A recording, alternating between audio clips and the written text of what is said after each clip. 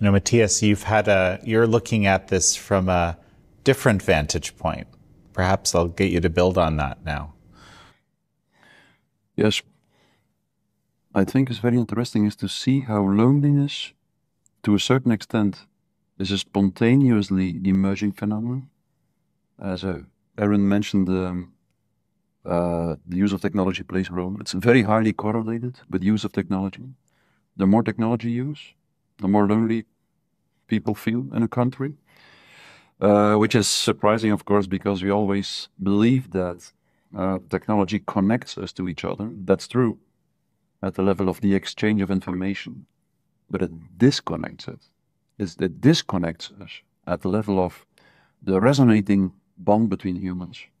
So it destroys the resonating bond to a large extent. So that's one thing, like it's a spontaneously emerging phenomenon as a consequence of the increasing use of technology. What is also very interesting, I believe, is that sometimes it is intentionally created. Like that is what Hannah Arendt said, totalitarian leaders can only seize control in a society where a lot of people feel lonely. Okay, they need loneliness. Loneliness which spontaneously emerged and which was used or abused by totalitarian leaders because they probably didn't know, but they just noticed that their propaganda was very efficient because there was a lot of loneliness. Once people feel lonely, people are very vulnerable for propaganda. And a new type of mass emerged in the 20th century, which Jacques Ellul called the lonely mass, meaning that like in medieval times, there were also mass formations and masses, but there were physical masses. People had to meet physically in order to experience this kind of group dynamic that I refer to as mass formation.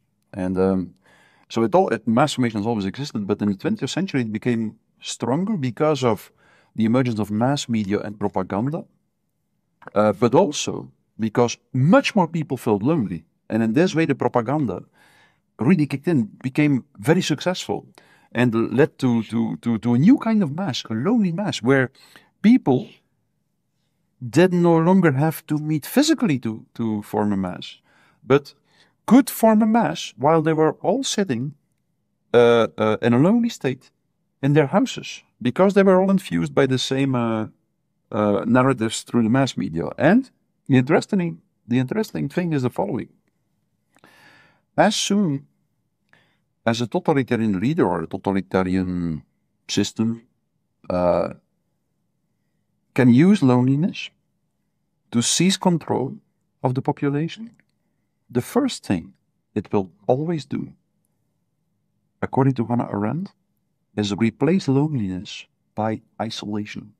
Physical isolation, meaning that it will try to impose travel restrictions. It will try to prevent people from meeting, like as Stalin did, with more than 2 persons, because they know if you can use loneliness and replace it by physical isolation, preventing people to meet physically, propaganda is extremely successful. You have perfect control to propaganda. So we can see that this atomization of society, on the one hand, was a spontaneous process. And that's the most important thing, I believe. It was a spontaneously emerging process as a consequence of the industrialization of the world, the use of technology.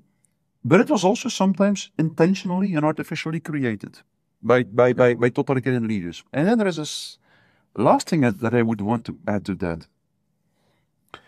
And it is that we really have to try to understand the complex relationship between loneliness and narcissism, because they are related to each other.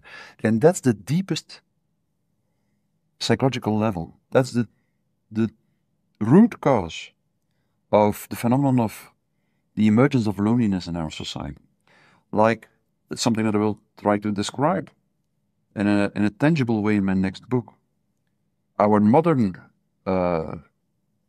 worldview started to emerge somewhere 16th, 17th century, when the human being left the religious view on man and world behind and replaced it by the rationalist, materialist view on man and the world, which believed that it's not so much God that reveals the truth.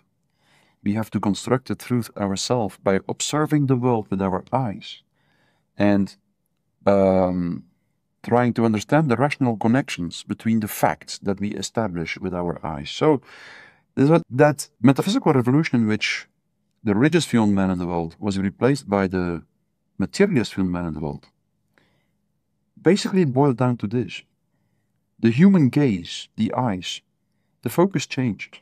It was no longer focused on our ethical awareness and ethical rules and stuff. No, it was focused outwards. We started to believe that the real world is the world that we could observe with our eyes. And that was a moment where we also started to believe, at the level of our own identity, that we could see who we are in the mirror.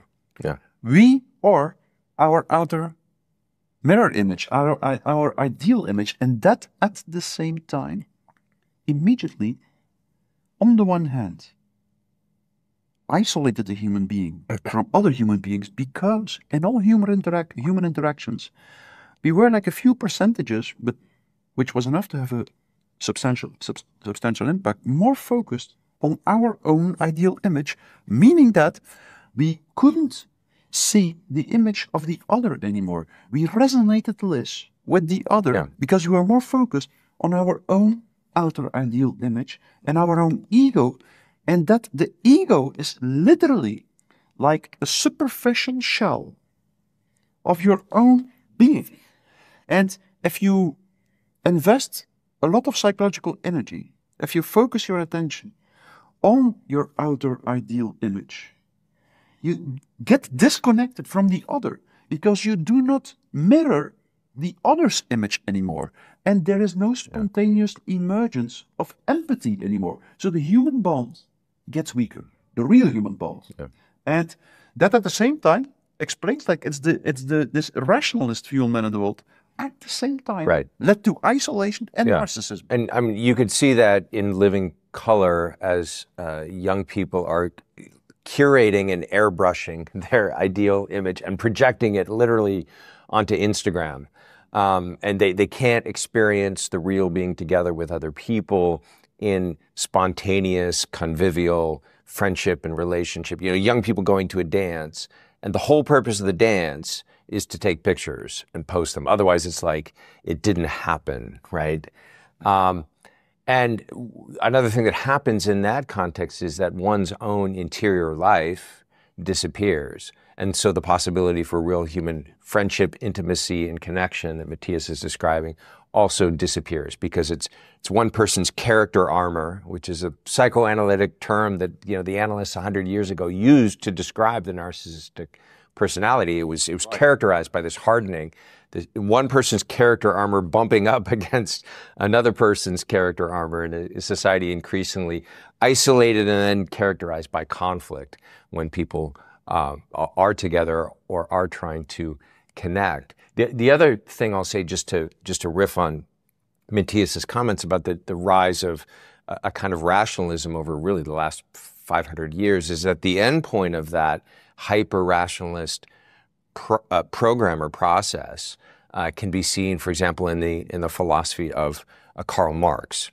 And I'm not talking about his economic theories. I'm talking about Marx's metaphysics, his view of ultimately the world and how we know things and what human beings are. I mean, the first thing he said is basically, there is no such thing as human nature. We are what we make. And the whole project of rationalism and its kind of apotheosis in the 19th century was that we can recreate ourselves, we can recreate the world, we can recreate ourselves by recreating the world. That was basically the Marxist revolutionary program. And there is no already given elements in the world or in human nature that need to be respected and regarded or treated with a kind of contemplative gaze.